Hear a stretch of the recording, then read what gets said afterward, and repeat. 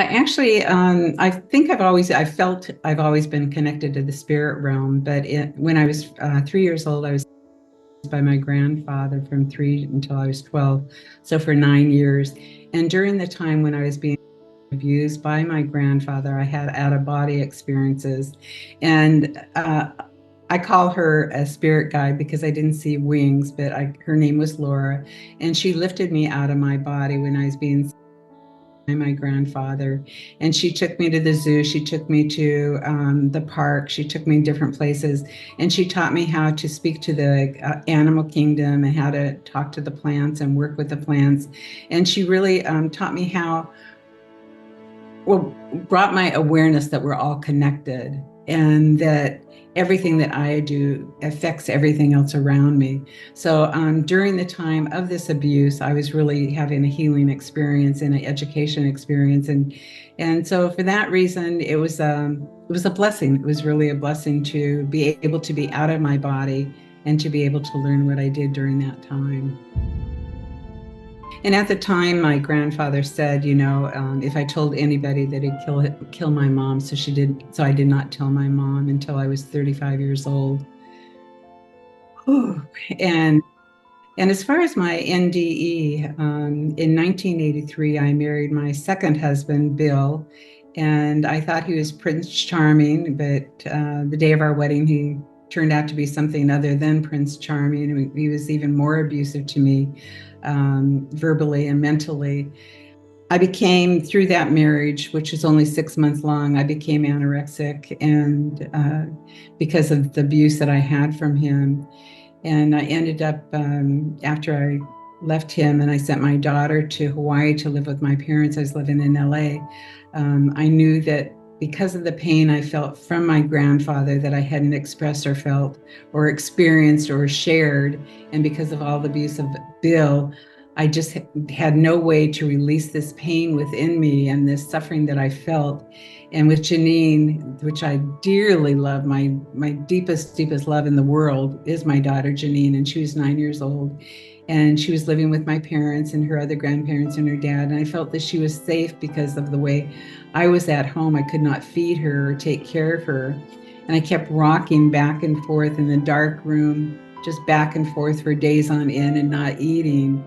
And then I decided I'd kill myself. And I took a bottle of aspirin and I thought that that would kill me. Well, I hadn't eaten for so long, I just threw it up. And then the next day I went into the bathroom. I put it on my wrist, my left wrist. And as I put the on my left wrist and leaning over the tub, I said, God, please forgive me for what I'm about to do. If there's anything I need to know before I die, before I kill myself, let me know now. And immediately the entire bathroom filled up with this beautiful bright light, brighter than we've ever seen on this earth plane. And I became calm and I became peace inside. And I felt this immense love surround me. And I heard the voice of infinite spirit, God, I call it infinite spirit, say, my child, it's not your time to die. Get yourself in the hospital. And when you get out, you will become a healer, teach around the world, and write books. The next morning, I got myself into the hospital, and I was in the hospital for 3 months. And during that time, two spirit beings came to me. I could see one of them. His name was Scimitar, and he's about 4'8", 4'9", and he was Asian. He had a staff, and as he looked at me, he said, very, very serious, no humor or anything, just very serious. I'm to teach you the Eastern philosophy, the Eastern way of healing. And his name was Scimitar. And then I was supposed to be writing. He told me to write, and I started writing. And then another spirit came to me, Viracocha. And Viracocha said that he has been with me throughout all my lifetimes, and he was here to also help me with my healing. So that was another blessing that came from something that was not good at all. And when I got out of the hospital, I met a lady. She was a psychic, and I went to her and I said, do I have any reason to live? And this was after being in the hospital for 3 months. And she said, her name was Linda Dutton, and she was, oh God, she's like an earth angel, truly an earth angel. I mean, she was truly, truly sent by infinite spirit on the physical realm to be with me. And she told me, yes, Sharon, you do have a purpose. You will become a healer. You will teach around the world and you'll write books. And I told her nothing about what I heard about my first NDE, nothing. And this came through her. And she says, not only am I a psychic, but I'm also a healer. And she taught me about how to heal the inner child, how to do healing energy work, and how to channel it, not using my energy, but channeling the infinite spirit's energy to do healing. And she taught me about the chakras, and she taught me about meditation and affirmations and visualizations. So one night in March, actually it was the end of April, which is almost a year after being in the hospital, I knew my body was shutting down. I knew I was becoming weaker. I knew I was dying. And I knew that I had to hold my daughter one more time. And my doctor called my mom and dad in and my daughter in.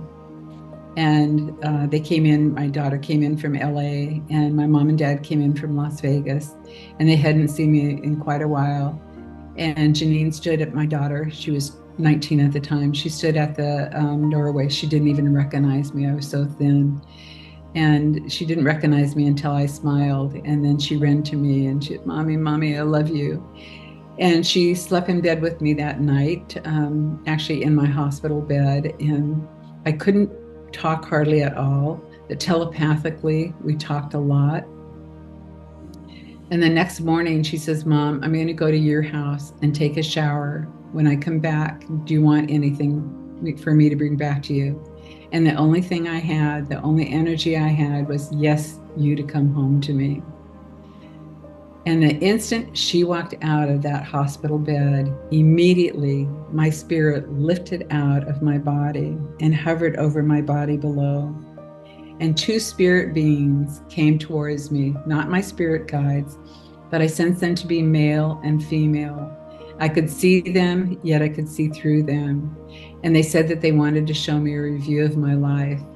And all of a sudden I have a bird's eye view and I'm looking down in LA and I'm working on gay men and I'm helping the gay men make their transition as they're dying.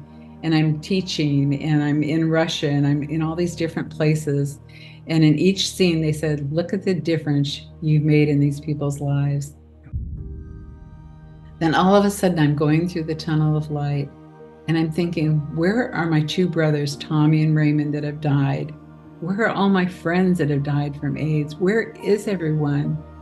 And what I saw on the outside of the tunnel of light was gray beings. It was just the outline of them. I didn't see any features, just an outline of them. And it felt like they wanted to grab a hold of me and get into the tunnel of light. And I kept going down into it. And then all of a sudden, the infinite light of infinite spirit came before me and we became one. I became one with the light of God. And I heard, my child, unlike the time before, this time you have an opportunity to stay or return. But I have to show you one more thing. And instantly I was reliving, Tia, not bird's eye view, not remembering, but reliving physically, as physical as I am right now, and you are, reliving being pregnant with my daughter, feeling the very first kick of my daughter, giving birth to my daughter, and doing things throughout our lives together. And then a spark of light hit me, and I was back in the tunnel. And the light of God said, what is your decision? And even though I felt this immense love that I had never felt before, I mean, even more than my first near-death experience, and I felt this peace and I felt this healing, I said, I have to return to my daughter. And instantly I was back in the hospital bed. And for the next hour, I could see the cells in my body bouncing up and down like effervescent 7-Up bubbles bouncing up and down. And when Janine came back home, back to the hospital and entered the room, I had much more color. I could talk. And that day I got up and out of the bed. So that was my second near-death experience, and I heard that my purpose was then to break the silence about death and dying and bring back the sacredness of life and death. Throughout my life, I've had a lot of death around me. So I've never feared death. I never, the only time I ever feared death is when my grandfather died. And that's when the abuse ended. And when he died, my grandmother made me stand on a stool and kiss his dead body goodbye. And that's the only time I ever feared death. That was tragic. And I remember kissing his body goodbye while he was in the coffin and running out of the church. I just embrace death and life. I think the process of dying is so beautiful. To be with somebody, I think that one of the best gifts I could ever give people, especially my dad, was when he was dying, to be at his bedside and be with him throughout the weeks before he died. It's just such a healing process. And then to see them make the transition. You can go to my website, which is sacredlife.com, and you can look at what I'm doing, and you can also contact me on the contact page, and I'll be more than happy to email you or call you back. If you leave your number, I'll call you back. I'd love to talk to you.